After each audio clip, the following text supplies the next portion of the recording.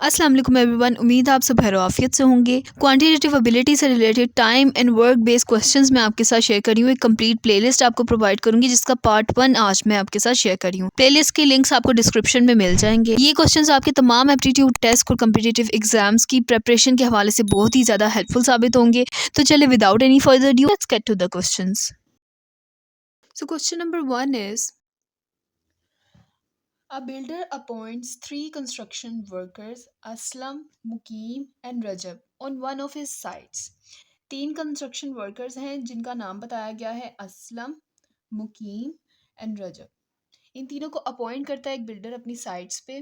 They take 20, 30 and 60 days respectively in order to do a piece of work.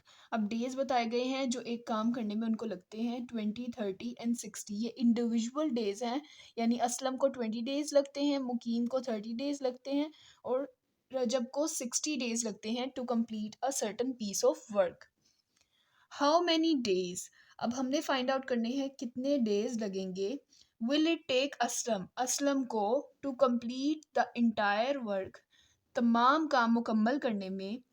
If he is assisted, अगर उसको assist किया जाए by Mukeem and Rajab every third day, हर तीसरे दिन उसको कौन असिस्ट करेगा, बाकी के जो दो कोवर्कर्स हैं वो उसको असिस्ट करेंगे। और हमने क्या फाइंड आउट करना है, फिर असलम को कितने दिन लगेंगे काम को कंप्लीट करने में।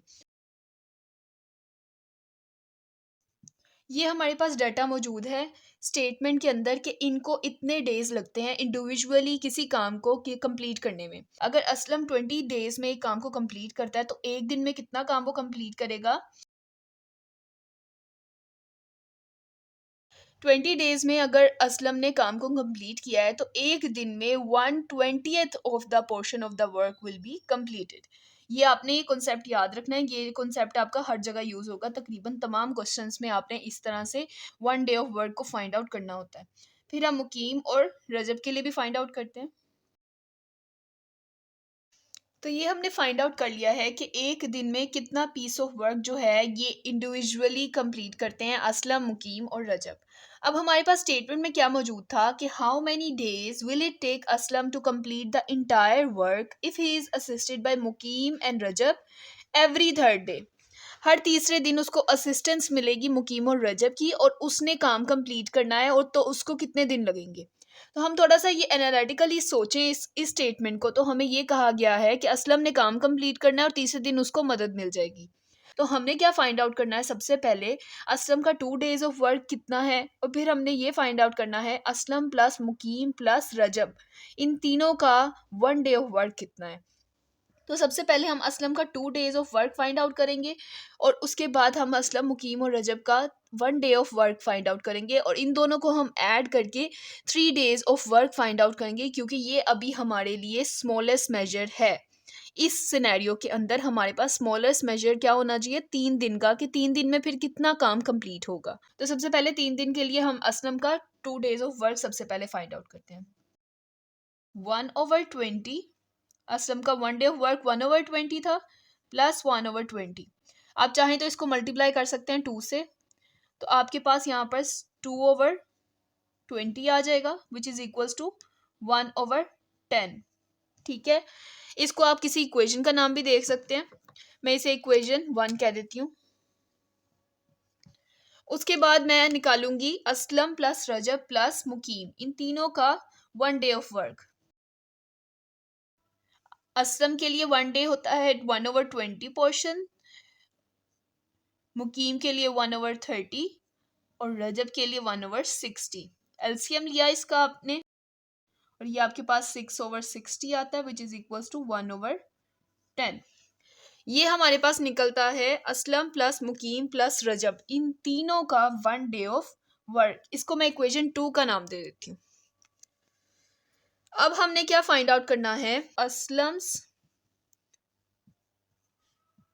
3 डे ऑफ वर्क वो किसके इक्वल होगा, Aslam's 2 day of work plus इन तीनों का 1 डे ऑफ वर्क, तो वो इक्वल है, यानी इन दोनों इक्वेशंस को मैं ऐड करूंगी और यहाँ पर उसका असलम का 3 दिन का क्या काम है वो निकल आएगा। तो मैं यहाँ पर 1/10 plus 1/10 which is equals to 2/10 which is equals to 1/5. ये है Aslam's work done in 3 days. Work done in 3 days is equals to 1/5. ठीक है, तो हमारे पास यहाँ से वर्क डन इन 3 days आ गया है. अब हमने निकालना है सबसे पहले रेट ऑफ वर्क. तो हम रेट कैसे फाइंड आउट करेंगे? 1/5 multiply by 3 days which is equals to 1/15. ठीक है, रेट हमारे पास निकल आता है 1/15. ये आपने फॉर्मूला याद रखना है. यहाँ पर मैंने रेट ऑफ वर्क का फॉर्मूला अप्लाई किया है. अब हमने क्या फाइंड आउट करना है? यहाँ पर टाइम पूछा गया था. How many days will it take, यानी टाइम पूछा जा रहा है, कितना टाइम लगेगा. तो टाइम टेकन का भी मैं आपको फॉर्मूला बता रही हूँ. Time taken is equals to 1/rate of work which is equals to 1/1/15 which is equals to 15 days. ठीक है, इसलिए मैंने यहाँ पर रेट ऑफ वर्क भी फाइंड आउट किया था ताकि time taken easily find out किया जा सके मेरे लिए. तो मैंने rate of work find out किया, उस रेट को मैंने रेसिप्रोकेट किया, तो मेरे पास टाइम टेकन आ गया. वर्क डन का कॉन्सेप्ट आपको पता चलना चाहिए कि वर्क डन इन 3 days मैंने क्यों फाइंड आउट किया था. फिर उसके बाद आपने पर डे का वर्क फाइंड आउट करना है जो कि रेट ऑफ वर्क है, कि इतना वर्क पर डे वो कर रहा है, ये उसका रेट है कि इतना वर्क पर डे कर रहा है. बेसिकली यहाँ पर भी हमने रेट ही फाइंड आउट किया हुआ है. ठीक है, उसके बाद आपने टाइम टेकन किस तरह से फाइंड आउट किया है कि आपने उसको रेसिप्रोकेट कर दिया, इन्वर्स ले लिया उसका, तो आपके पास 15 days आ जाता है. यहाँ पर आपका ऑप्शन बी जो है ये आपका करेक्ट